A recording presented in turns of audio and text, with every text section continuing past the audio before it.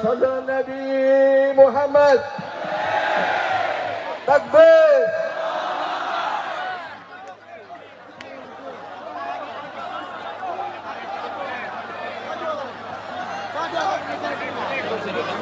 Dua semua.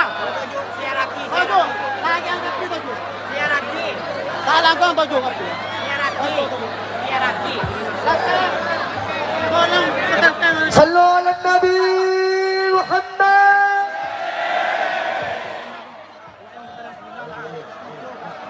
Kepada saudara-saudara sekalian untuk duduk kembali biar acara pada kesempatan siang hari ini dapat berjalan lebih hikmatnya. Disilahkan duduk kembali. Duduk. Esokna toju. Nyona kalaban hormat. Dek kesetajana tanteretan. Untuk duduk beresokna cek paramiaki.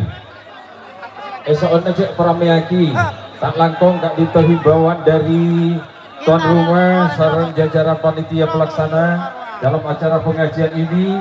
Dimohon untuk mengheningkan suasana. Disilahkan Pak yang ada di depan duduk. Gereng setuju. Alengki, saya ada Alengki. Maklek saya Budi bisa melihat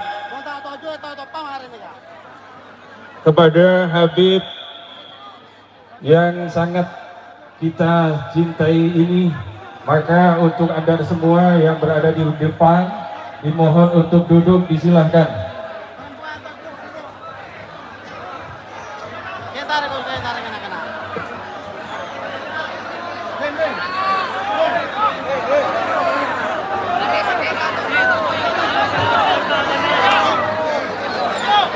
Hadirin, baiklah langsung saja pada inti acara pada kesempatan siang hari ini.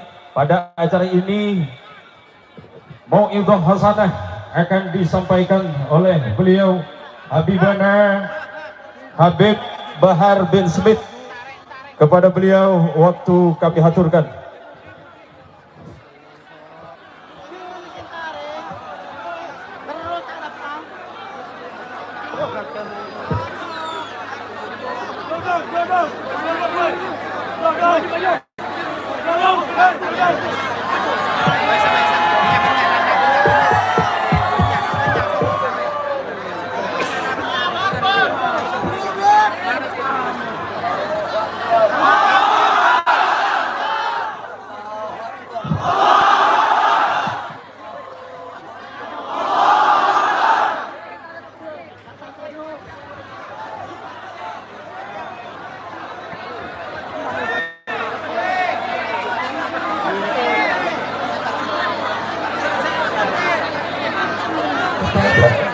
Sebelum saya mulai, saya harapkan kasihan yang di belakang nggak kelihatan. Laskar Sakera duduk coba. Laskar Sakera duduk. Yang di situ duduk, biar belakang kelihatan. Nah, tojuk kabeh, tojuk kabeh, tojuk, tojuk. Tojuk, tojuk, tojuk, tojuk.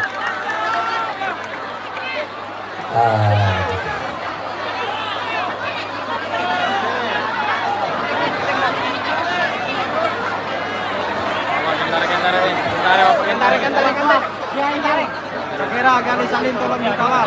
Gali Salim. Siapa nangkan orang? Kiai Ali. Tenang. Berkeruh suasana, tenang. Gali awas tolong.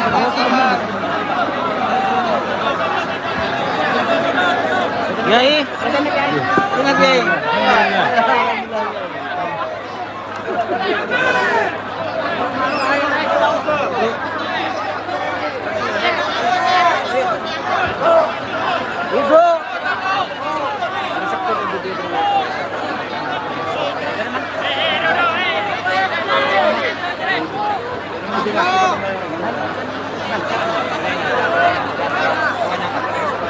Foto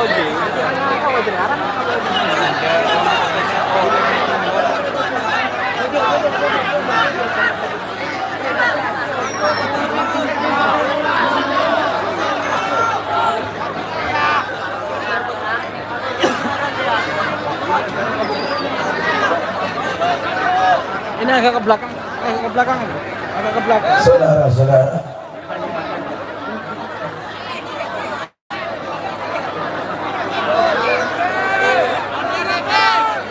sebelum saya mulai, saya harapkan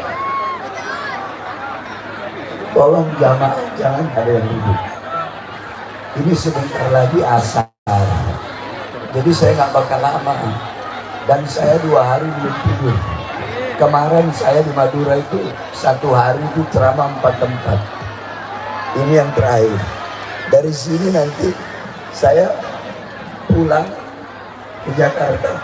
Saya langsung ceramah di Brunei, Malaysia. Saya langsung keluar. Jadi tolong jangan ada yang ribut. Dengarkan baik-baik sedikit nasihat yang akan saya sampaikan. Walaupun sedikit, tetapi insya Allah bermanfaat. Siap diam? Siap hening? Jangan ada yang ngomong. Assalamualaikum warahmatullahi wabarakatuh.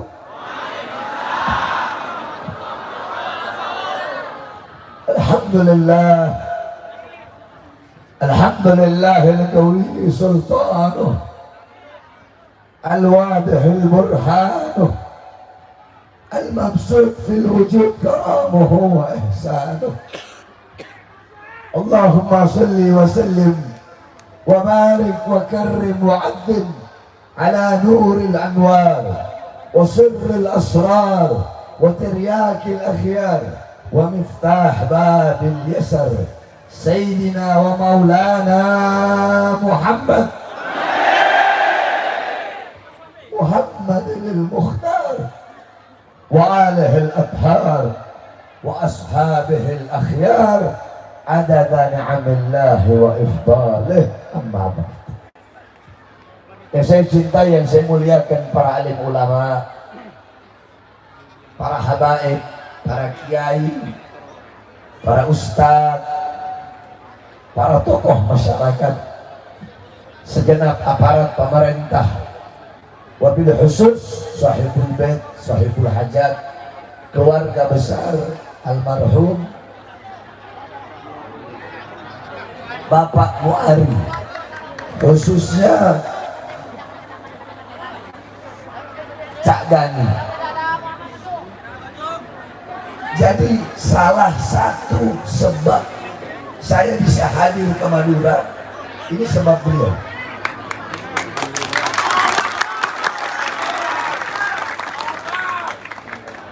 Jadi ketika beliau mengundang saya, nah baru yang lain ikut, yang di Bangkalan ikut, yang di Sumeneb ikut, yang di sini ikut, mumpung pas saya di Madura. Pertanyaannya, Habib, kenapa kok bisa datang? Ini Mas Gani di Jakarta, tempatnya dekat dengan pesantren saya. Ini sering ikut ngecor, ikut bangun pondok. Nah, orang-orang yang khidmat, orang-orang yang melayani, suatu saat ketika dia butuh kepada saya, maka saya pasti akan hadir. Saudara-saudara, coba kalian bayangkan, masyarakat Madura selama 5 tahun ini mengundang saya ceramah, saya nggak pernah hadir. Pertama 2018 mau ceramah di Madura, udah di penjara, ditahan. Saya bebas 2020 mau ceramah acara di Madura, belum ceramah, belum sampai, baru bebas 2 hari langsung dibawa ke Nusa Kambangan, nggak jadi lagi ke Madura. Saya bebas lagi 2021 mau ceramah di Madura, besok ceramah, besok jadwal, hari ini saya diperiksa, akhirnya ditahan, nggak jadi lagi ke Madura. Terus kemarin waktu saya bebas ada jadwal di Madura, cuma pas tepat nikahan adik saya, jadi saya nggak bisa hadir, nggak jadi lagi ke Madura. Nah, cuma orang orang Madura ini, Masya Allah, nggak ada kapok-kapoknya ngundang saya.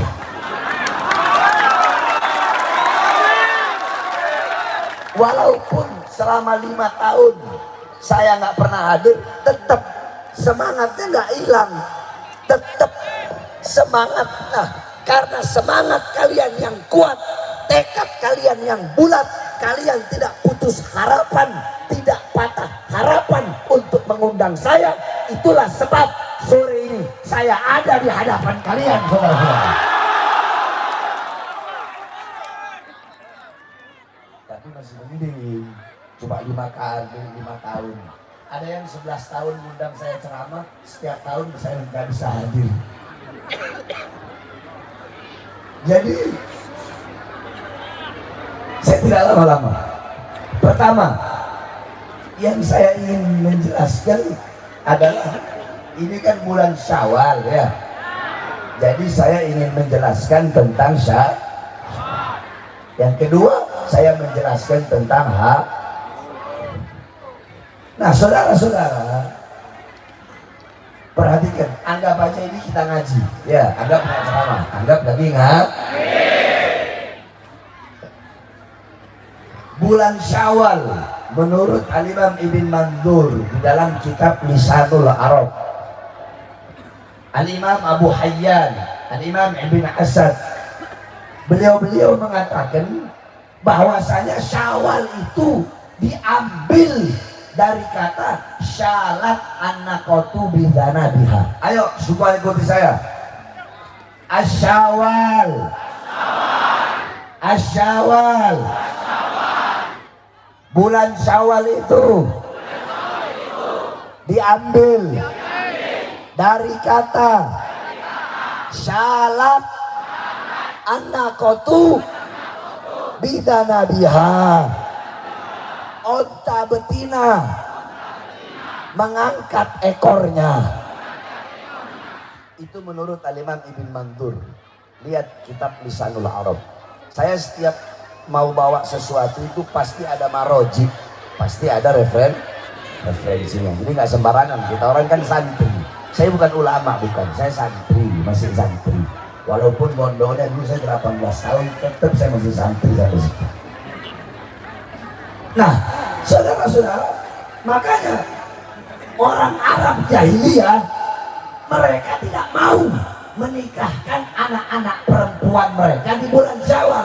Saya tanya, kita sekarang paling banyak nikah itu orang Indonesia paling banyak nikah bulan apa?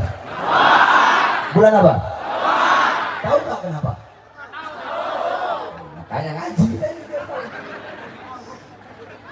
Jadi dulu syarat apa orang-orang Arab jahiliyah mereka tatoyur, tahu tatoyur?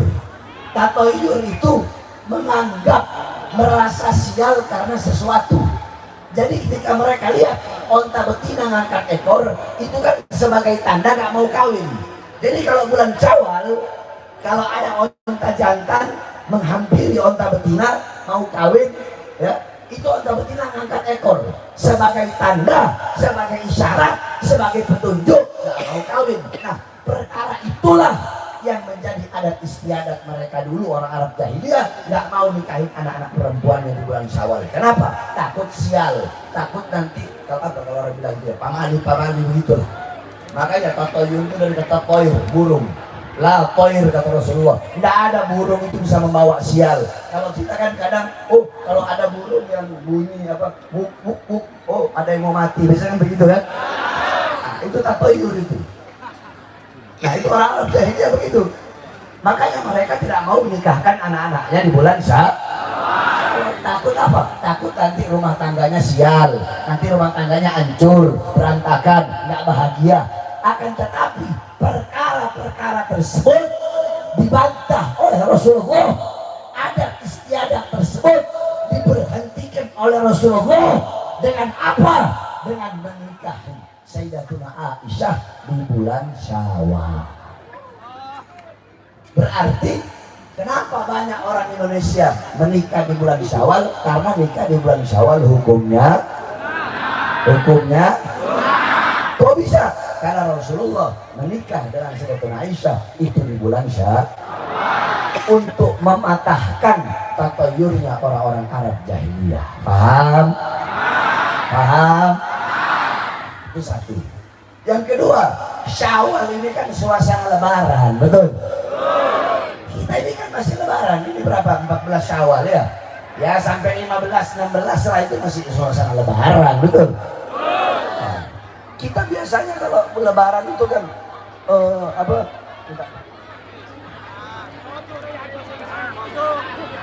sepura nasi banyak, sepura nasi banyak, sepura nasi banyak. Nah, cuma kebanyakan orang, mohon maaf lahir batin, itu cuma pas lebaran aja, pas 1 Syawal, 2, 3 Syawal aja. Emang momentumnya, waktunya, memang momentumnya pada hari itu. Tetapi jangan hanya pas lebaran saja. Kalau mau saling memaafkan, setiap hari adalah waktu kita untuk saling minta maaf dan memaafkan, betul? Jadi bukan jangan hanya pas lebaran aja, betul? Betul? Cuma memang momentumnya seperti itu. Kenapa? Karena dosa itu ada 3. Dosa ada berapa? 1, dosa yang berkaitan dengan Allah. Apa itu? Meninggalkan sholat, meninggalkan puasa, meninggalkan kewajiban. 2, dosa yang berkaitan dengan Allah, berhubungan dengan Allah, dan berhubungan juga dengan manusia. Contoh apa? Mabok, ada jual beli kan? Ada si penjual, ada si pembeli, ada yang mabok. Jadi ada hubungannya dengan Allah, ada hubungannya juga dengan manusia. Judi, nggak mungkin ente main judi sendirian, pasti ada kelompoknya. Zina, ada laki sama perempuan. Itu dosa yang berkaitan dengan Allah dan berkaitan dengan manusia. Nah, ada yang ketiga. Kalau yang pertama dan yang kedua ini, ente bertaubat kepada Allah, Allah ampuni. Sebesar apapun dosa yang kalian lakukan, masih ada yang lebih besar. Apa itu? Pintu pengampunan Allah Subhanahu wa Ta'ala. Nah, yang berat ini yang ketiga. Apa itu yang ketiga? Dosa yang berkaitan dengan manusia saja. Dosa yang berhubungan dengan manusia saja. Ini yang paling berat, saudara-saudara. Kenapa? Kalau saya menzolimi orang, saya menfitnah orang, saya mengadu domba orang, saya membohongi orang, saya zolimi dia. Kalau dia tidak memaafkan saya, maka Allah juga tidak akan pernah memaafkan saya. Kecuali saya minta maaf, terus dia nggak memaafkan, maka gugur kewajiban saya sehingga Allah ampuni saya. Jadi kalau kamu punya salah sama orang, ya, kamu nggak mau minta maaf, maka selama kamu nggak minta maaf dan selama orang itu nggak memaafkan, kamu nggak bakal dimaafkan oleh Allah. Tapi kalau kamu udah minta maaf, terus orang yang nggak mau maafin, ya udah gugur kewajibannya, tobat mau diterima oleh Allah Subhanahu wa Ta'ala. Paham? Paham? Makanya jangan sampai kita jadi orang-orang yang muflis, orang-orang yang khasir, orang-orang yang rugi, orang-orang yang bangkrut. Siapa itu orang yang bangkrut? Qala Rasul, ada daruna manil muflis. Wahai para sahabat, tahukah kalian siapa orang-orang yang rugi? Siapa orang-orang yang bangkrut? Kata sahabat, orang yang bangkrut adalah orang yang belum tikar. Maksudnya bangkrut dalam berdagang, usahanya hancur, usahanya rusak, modalnya habis. Kata Rasulullah, bukan. Al-muflis ja'a fi yaumil qiyamah. Orang yang rugi, orang yang bangkrut, nanti dia datang pada hari kiamat, bawa pahala sholat, bawa pahala puasa, bawa pahala zakat, bawa pahala haji, bawa pahala ilmu. Dia datang bawa pahala yang banyak. Pertanyaannya, kok bisa jadi orang yang rugi sedangkan datang bawa pahala yang banyak? Akan tetapi ketika dia mau dimasukkan ke surga, datang satu orang, ya Allah, dulu dia pernah bohongi saya. Akhirnya diambil pahalanya, dikasih kepada orang yang dibohong. Datang lagi, ya Allah, dulu dia pernah mencaci saya, memaki saya, menghina saya. Contoh saya, Bahar Wisnu. Oh, datang Jokowi semua. Ya Allah, ini Bahar Wisnu dulu pernah caci maki saya. Diambil pahala saya dikasih ke Jokowi. Datang Mak Banteng. Tahu Mak Banteng? Megawati. Ini seumpama. Ya Allah, dulu ini Bahar panggil saya Mak Banteng. Diambil pahala saya dikasih sama dia. Nah, terus berdatangan, habis pahalanya orang. Udah habis, masih datang orang. Dia dulu zolimi saya, pahalanya udah habis. Orang yang dia zolimi dikasih, dosa orang yang dia zolimi diberikan kepada dia. Terus. Akhirnya yang awalnya datang bawa pahala yang banyak, pahalanya habis, tergantikan dengan dosa orang yang dia zolimi di dunia. Makanya mumpung masih hidup, kalau andaikan kalian punya salah sama orang, cepat-cepat minta maaf. Mumpung itu orang masih hidup. Betul? Kita harus saling memaafkan, minta maaf. Jangan sampai kita jadi orang-orang yang merugi. Makanya pada kesempatan yang mulia ini, saya Bahar bin Ali bin Smith, dengan segala kerendahan hati, saya minta maaf kalau punya salah sama kalian semua. Saya minta salahnya, saya minta maaf, minta ridho, minta ampun atas dosa dan kesalahan yang saya lakukan, baik yang tampak atau yang tidak tampak, yang besar atau yang kecil, yang sengaja atau yang tidak disengaja. Nah, saudara-saudara, kalau saya saja minta maaf sama kalian, kenapa kalian sesama kalian kok tidak mau saling minta maaf? Emang saya punya salah sama kalian? Punya salah? Tapi tetap walaupun andaikan saya tidak punya salah, saya minta maaf sama kalian. Karena ikhtiar, kehati-hatian, kita kan nggak tahu. Nah, kalau ini perumpamaan, tahu nggak? Ini saya ngasih kalian ini. Kalau saya saja yang saat ini ngasih ilmu sama kalian, minta maaf sama kalian. Masa kalian sesama kalian kalau punya salah nggak mau saling memaafkan? Betul? Sebab saya yakin di sini pasti ada yang akur, ada yang nggak akur. Nggak mungkin kalian semua di sini akur. Pasti ada yang saling punya salah. Betul? Betul? Janji pulang dari sini saling memaafkan. Janji? Alhamdulillah. Itu yang kedua.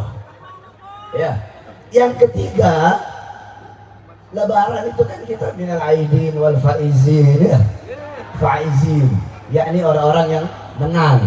Makanya Lebaran itu dinamakan Yaumul Fallah, hari kemenangan. Menang lawan siapa? Kalau menang kan pasti ada yang kalah kan? Kalau ada yang menang ada yang kalau ada yang kalah ada yang menang. Menang lawan siapa? Lebaran, hari kemenangan adalah milik orang-orang yang menang melawan hawa nafsu, melawan syahwatnya. Itulah Lebaran milik mereka, bukan milik orang-orang yang kalah saudara-saudara. Tetapi Lebaran adalah milik orang-orang yang menang melawan hawa nafsu, melawan syahwat. Karena Ramadan kemarin itu syahrul harb, bulan peperangan.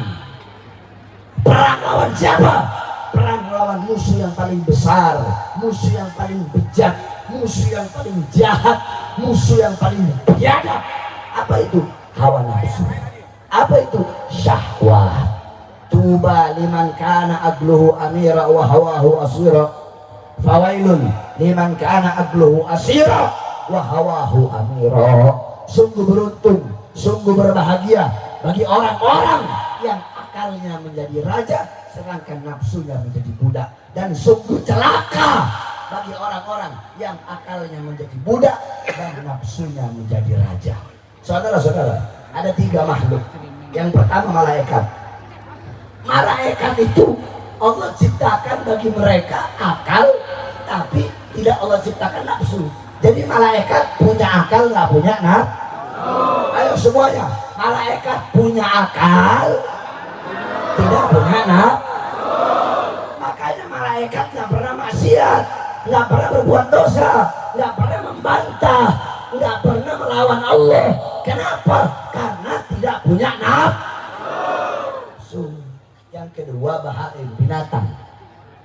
Binatang sebaliknya, Allah ciptakan bagi mereka nafsu tapi tidak punya binatang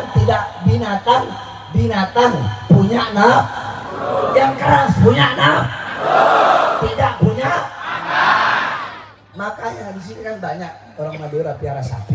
Kalau andaikan ada sapi itu makan rumput tetangga, kalian si tetangga itu jangan ngarahin yang punya sapinya. Namanya binatang, dia nggak tahu itu rumput kalau punya kalian, betul? Namanya juga binatang. Kucing suka nyolong nggak di dapur? Dia nggak tahu nyolong itu kan juga binatang.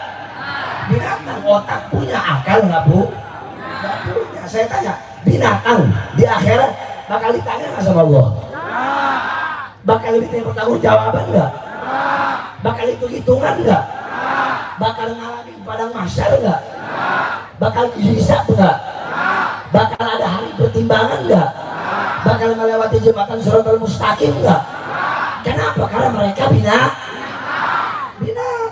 Masa iya Allah nanya, anjing, babi, sudahkah kamu sholat? Allah bakal nanya gitu. Allah bakal tanya. Apakah Allah bakal nanya, anjing, babi, sudahkah kau sholat? Anjing, babi, kenapa kamu nggak puasa? Allah bakal nanya gitu.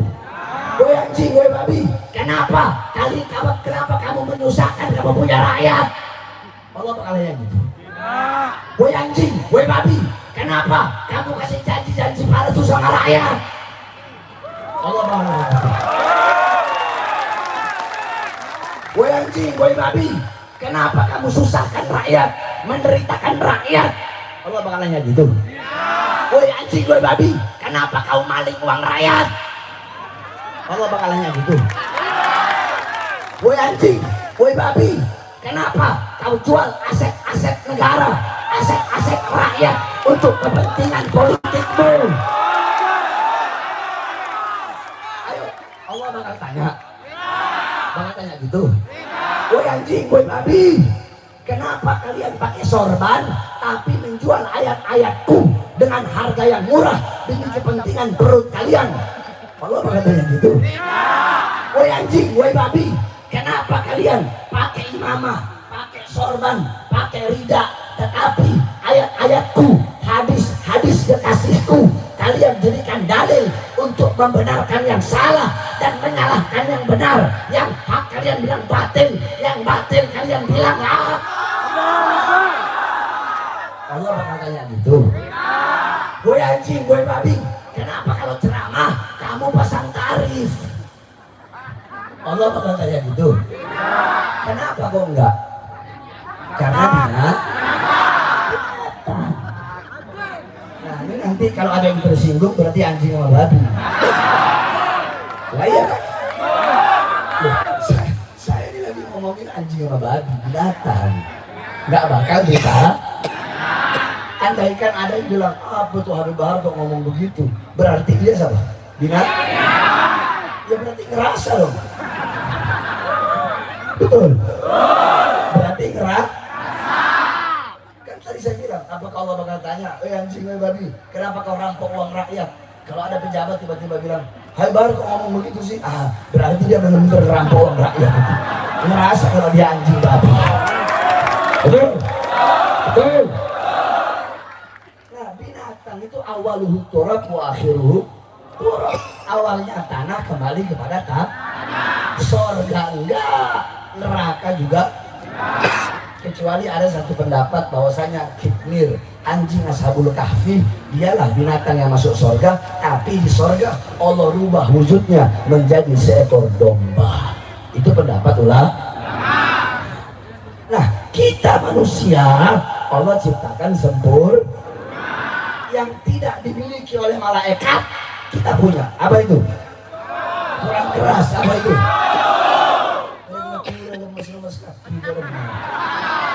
Apa itu? Saya suara udah habis begini masih tetap semangat kok. Apa itu? Apa-apa yang tidak dipunya oleh binatang kita punya. Apa itu? Apa itu? Apa itu?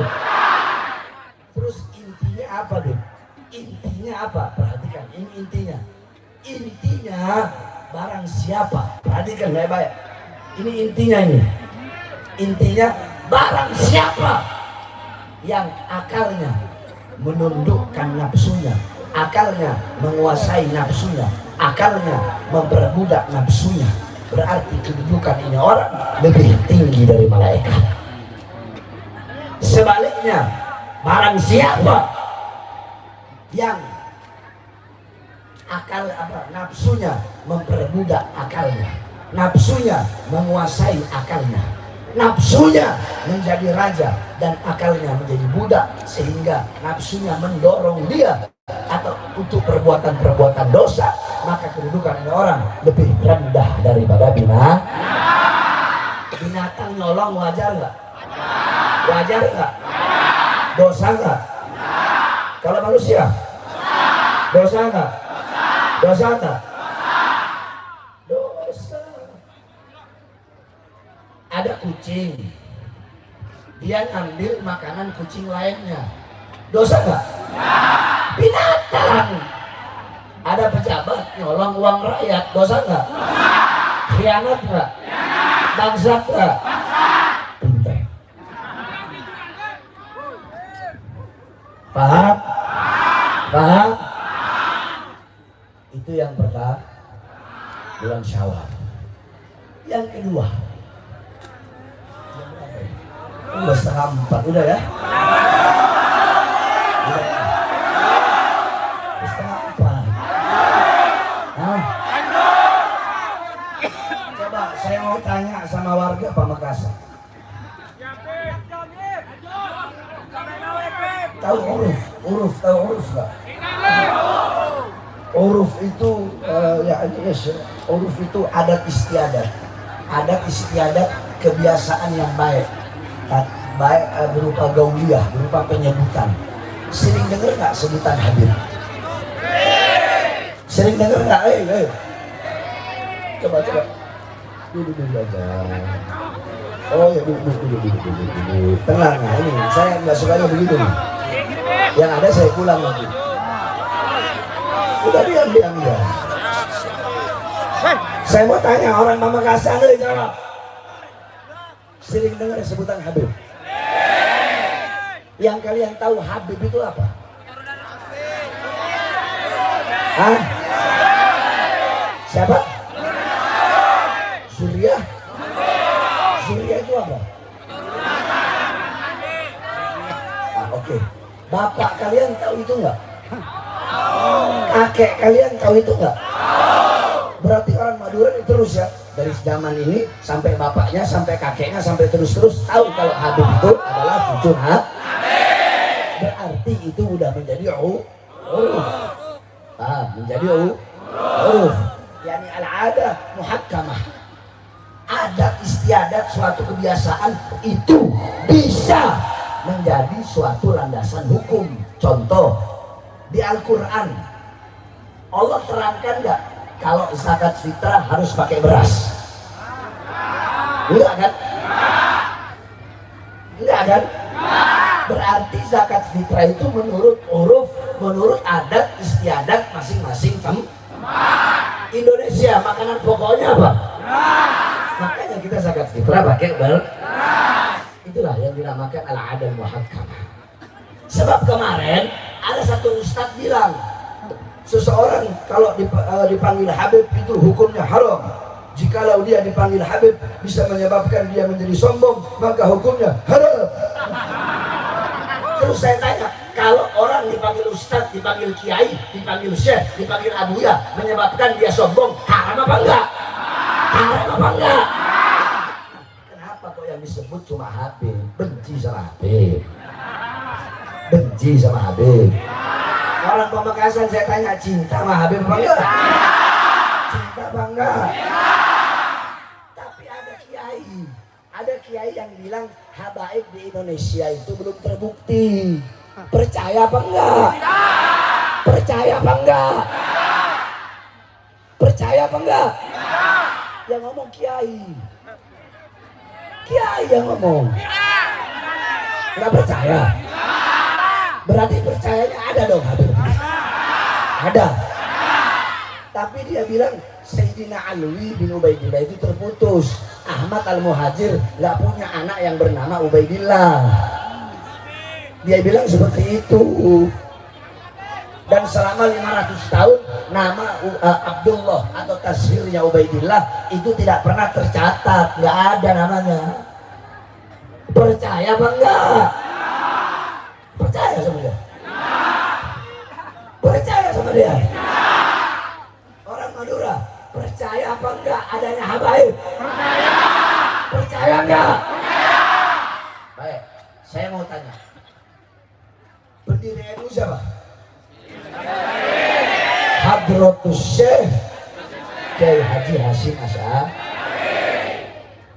Kiai Haji Hasyim Asy'ari radhiyallahu anhu di dalam Qonun Asasi. Di sini ada warga NU. Tahu Qonun Asasi? Jarang orang NU nggak tahu Qonun Asasi. Qonun Asasi. Qonun Asasi itu ADRT-nya NU. Paham?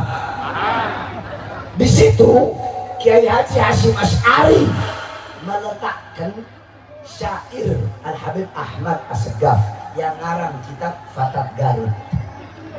Kira-kira sembarangan nggak Kiai Haji Hasyim Asy'ari meletakkan dalam Qonun Asasi syairnya Habib Ahmad? Sembarangan nggak? Sembarangan nggak? Berarti Kiai Hasyim percaya nggak sama Habib? Cinta nggak sama Habib? Kalau enggak ya nggak mungkin beliau taruh itu dalam Qonun Asasinya, betul? Betul. Itu satu. Kedua, dulu Kiai Abdullah Yasin, ya, Pasuruan kalau nggak salah, itu pernah membuat kitab yang dimana kitab tersebut dibantah oleh Kiai Haji Hasyim Asy'ari. Saya lupa nama kitabnya. Yang dimana bantahannya Kiai Haji Hasyim Asy'ari mengatakan bahwasanya dalam kitab Kiai Haji Abdullah Yasin ada masruqat. Tahu masruqat? Hasil curian dari kitab orang lain. Hasil curian dari mana?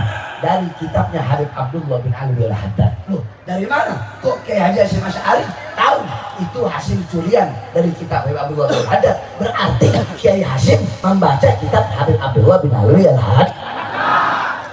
Berarti Kiai Hasyim percaya kepada Habib Abdullah bin Ali Al-Haddad. Cinta kepada Habib Abdullah bin Ali Al-Haddad. Bahkan beliau sempat berguru kepada Habib Abdullah bin Ali Al-Haddad Bangil Sangeng, Habib Ali bin Thahir Al-Haddad. Banyak guru-guru beliau yang habaib. Betul? Betul?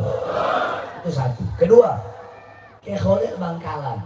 Siapa yang gak kenal beliau? Gurunya Kiai Hasyim Asy'ari. Betul? Kiai Khalil Bangkalan cintanya sama habaib luar biasa. Saya tanya, nggak usah saya yang jawab, nggak usah saya cuma nanya aja, biar kalian sendiri yang jawab, karena kalian yang lebih tahu. Kiai Khalil itu cinta nggak sama habaib?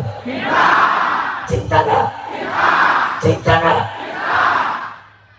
Kiai Khalil pernah ngomong ke muridnya, Jong, bikin air apa sih? Ngedoing air. Bedah Habib. Padahal nggak adanya Habib, tapi Kiai Khalil dulu bikinin nih. Tiba-tiba datang Habib, kaget ini muridnya. Kiai, kok Kiai tahu Kiai? Apa jawab Kiai Khalil? Semua apa mencegah juga Suwun baru. Abdi Niom Bo'ong Rasulullah sallallahu alaihi wasallam. Kiai Khalil bisa tahu ada Habib. Kenapa? Mencium bau Rasul dalam tubuh Habib tersebut. Kiai As'ad Situbondo cinta nggak sama Habib? Kiai Samsul Arifin cinta nggak sama Habib? Kiai Abdul Hamid Pasuruan cinta nggak sama Habib? Mbah Mangli cinta nggak sama Habib? Kiai-kiai NU zaman dulu cintanya sama Habaib itu luar biasa, betul? Tidak diragukan. Nah ini ada satu ustadz baru muncul zaman sekarang, satu aja ustadz oknum NU terus ngomong bahwasanya Habaib di Indonesia itu belum terbukti masuk, nggak ada lah intinya bahasa. Padahal udah dibantah sama ketua NU yang sekarang itu bahwasanya bukti adanya Habaib dengan kita mengambil keberkahan. Dia bilang saya siap berdebat 3 hari 3 malam untuk masalah ini. Kata si ustadz ini, si Imat, namanya Imat. Kata si Imat ini, kalau saya bukan cuma hari 3 hari, bukan 3 hari 3 malam, 1 bulan nggak tidur. Ayo berani dapat masalah ini saya. Kau bawa, kau punya kitab, ayo kita adu dalil secara ilmiah, ayo. Sekarang begini aja. Ini banyak kiai di sini. Saya kasih satu aja ya, nggak usah banyak-banyak. Yang simple saya kasih. Kiai, satu hadis sahih, saya tak mau menurut saya.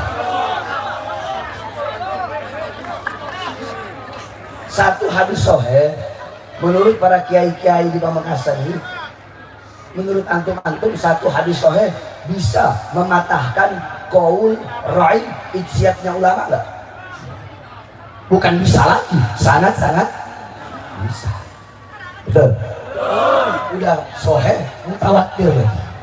Apalagi? Nah, jawaban kiai-kiai. Ini baru alim ini. Ada satu hadis, perhatikan. Ada satu hadis. Pertama, kalau misalnya ngomong saya pulang, mobil saya dulu. Dibilangin, saya ini orangnya nggak berubah. Dulu di Banten kemarin, baru kemarin di Banten saya ceramah. Saya udah bilang jangan ribut. Kalau ribut saya pulang. Ribut saya pulang beneran. Pernah lihat kan videonya? Nah, di sini kalau masih mau tetap ribut saya pulang. Kenapa saya seperti ini? Agar kalian bisa menghormati ilmu. Agar bisa menghormati ilmu itu mahal, jangan dianggap ini majelis ilmu, ini bukan majelis dangdut. Paham? Ada satu hadis. Pertama, riwayat Imam At-Tabrani dalam kitab Mu'jamul Kabir dari jalur Abdullah bin Mas'ud. Kedua, riwayat Imam Hakim dalam Mustadraknya. Ketiga, riwayat Imam Baihaqi dalam Musnadnya jalur Sayyidina Umar bin Khattab. Keempat, riwayat Imam Ahmad dari 2 jalur, jalur Musawwir bin Makhramah dan jalur Abu Sa'id Al-Khudri. 4 ya. Mutawatir enggak tuh, guys? Mutawatir enggak? Ini hadis sahih derajatnya. Apa bunyi hadisnya? Ayo semua ikuti saya. Qala Rasulullah sallallahu alaihi wasallam, kullu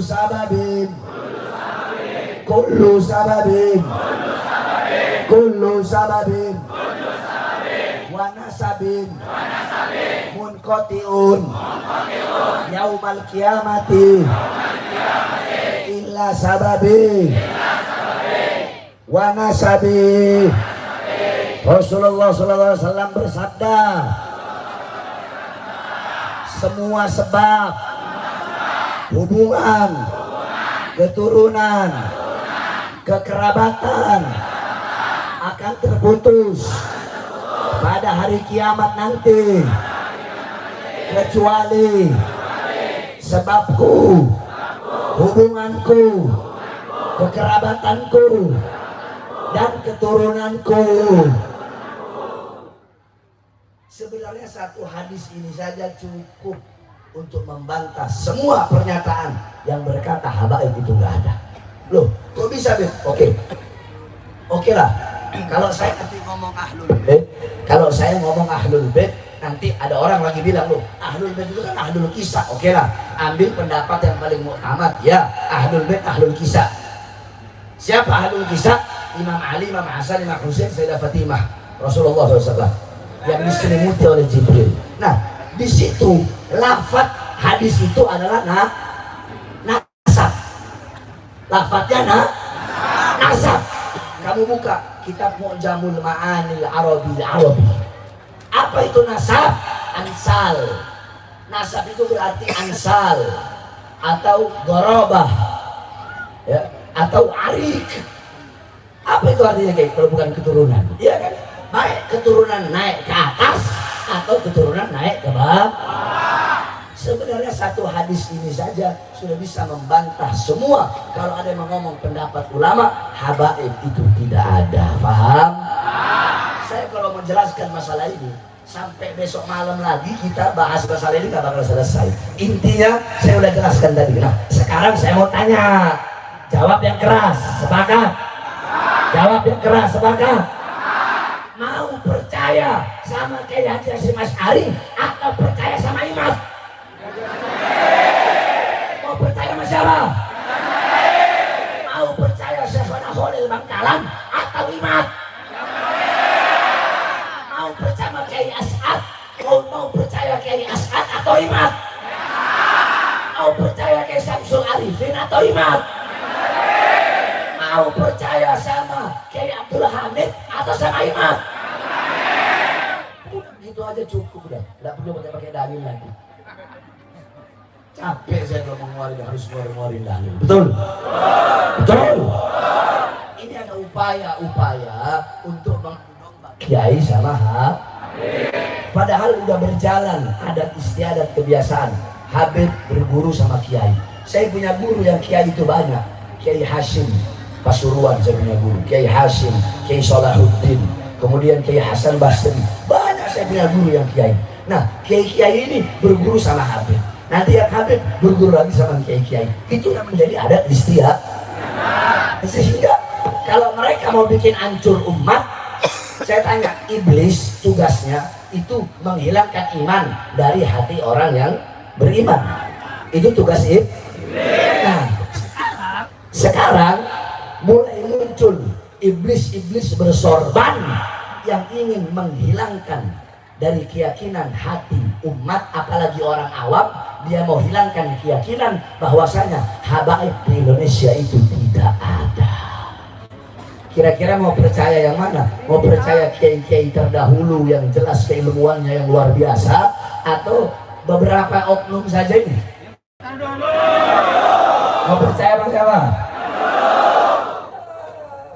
Makanya orang Madura, apalagi masyarakat Pamekasan, kita harus bersatu untuk menjaga menjaga para menjaga para kiai, menjaga para habaib.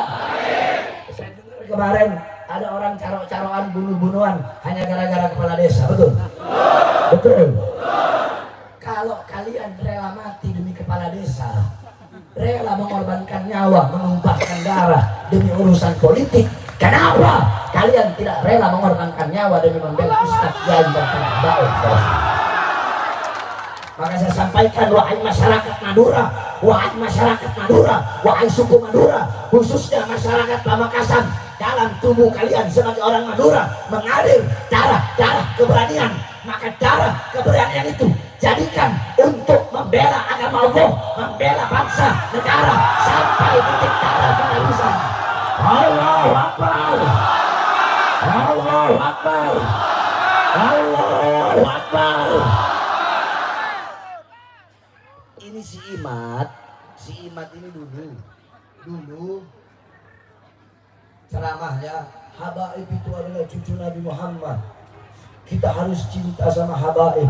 Dulu waktu masih di FPI, keluar dari FPI, akhirnya begitu ingkar dengan adanya habaib. Berarti konsisten nggak? Kalau nggak konsisten berarti apa? Munafik nggak? Saya dari dulu sampai sekarang ceramah saya ada berubah. Ada berubah.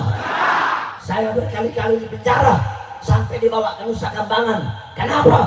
Karena saya membela rakyat. Yang saya bela rakyat yang susah, rakyat yang menderita, rakyat yang kelaparan, rakyat yang dibohongi. diborgol, perut saya diborgol, kaki saya diborgol, saudara-saudara, demi membela rakyat. Makanya bagi saya, jangankan cuma di penjara, jangankan cuma di penjara, nyawa saya, jiwa saya, darah saya murah harganya, tumpah untuk bangsa dan rakyat Indonesia, saudara-saudara. Allahu Akbar. Ibu-ibu, saya mau tanya, jawab yang jujur. Ini ibu-ibu, yang laki jangan dulu. Ibu-ibu, ini tak ada seorang. Ibu-ibu, pejabat-pejabat sekarang kebanyakan butuh sama rakyat kalau ada maunya doang. Betul nggak? Betul nggak? Sebelum jadi nih pencalonan, saya berjanji memakmurkan rakyat, mensejahterakan rakyat. Ini gratis, itu gratis, itu gratis. Setelah jadi BBM naik. Saya tanya, BBM naik nggak? Minyak naik nggak? Kalau BBM naik, minyak naik, berarti sembako lain naik nggak? Enak nggak? Enak? Enak? Ibu-ibu yang suka belanja di pasar, enak? Enak? Itu yang kita perjuangkan, itu yang kita lawan. Kenapa? Saya ahlu sunnah wal jamaah. Dari masjid dalam perut udah asu aja saya. Mazhab Syafi'i, akidah Asy'ari Maturidi, Zahir Ghazali, batin Syadili. Dalam ahlu sunnah wal jamaah haram menjatuhkan pemerintah yang sah. Yang kita lawan kezalimannya, betul? Kesemena-menaannya, kesewenang-wenangannya, itu yang kita lawan, betul? Saya tanya, mobil dinas mereka dari siapa? Jawab yang keras, dari siapa? Dari siapa? Rumah dinas mereka dari siapa? Seragam mereka dari siapa? Gaji mereka dari siapa? Dari kita rakyat, keringat rakyat, air mata rakyat, darah rakyat. Maka saya sampaikan, kalian para pejabat, jangan semena-mena, jangan semena-mena kepada rakyat, jangan macam-macam dengan rakyat, jangan main-main dengan rakyat. Kenapa? Karena rakyat adalah ibu kandung polisi, rakyat ibu kandung tentara, rakyat ibu kandung para pejabat. Maka kalian sebagai anak, jangan kurang ajar kepada ibu kalian, kami rakyat Indonesia. Allahu Akbar. Hidup rakyat, hidup rakyat, hidup NKRI, hidup Pancasila, hidup merah putih, hidup Islam, hidup habaib, hidup kiai, hidup ustadz, hidup Islam. Saya tanya semua yang ada di sini, siap hancur demi Islam? Yang betul, siap hancur demi Islam, siap binasa demi Indonesia, siap bela ustadz, siap bela kiai, siap bela ulama, siap bela habaib, siap tumpahkan darah, siap korbankan nyawa, siap lawan penjajah asing, siap lawan londo-londo ireng, siap lawan pengkhianat bangsa. Kalau mereka maju duluan, ingin merampas harta rakyat, ingin menjual aset negara, lawan atau biarkan? Lawan atau biarkan? Lawan atau biarkan? Orang yang betul, lawan atau biarkan? Tapi mereka punya senjata. Mereka punya senjata. Kalian pakai celurit, mereka senjata. Lawan atau biarkan? Lawan atau biarkan? Siap hancur, siap binasa. Allahu Akbar. Mudah-mudahan Allah jadikan pejabat kita pejabat yang amanah, yang istiqomah, yang cinta sama ulama. Amin ya Rabbal. Terakhir saya tutup. Duduknya kita di sini ini menjadi bukti bahwasanya anak-anak yang ditinggalkan oleh almarhum, salah satunya Gani, ini adalah anak yang soleh. Kenapa?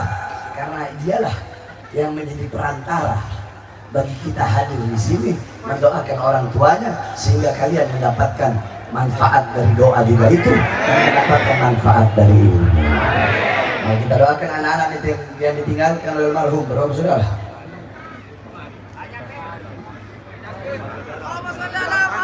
Oh bapak mertua. Iya berapa saudara? Intinya semua anak-anaknya jadi anak-anak soleh. Kalian juga semua saya doakan putra putri kalian jadi putra putri soleh. Amin ya Rabbal. Terakhir sebelum saya tutup. Ya ini udah asar ya. Udah asar. Ada informasi penting yang mau saya sampaikan.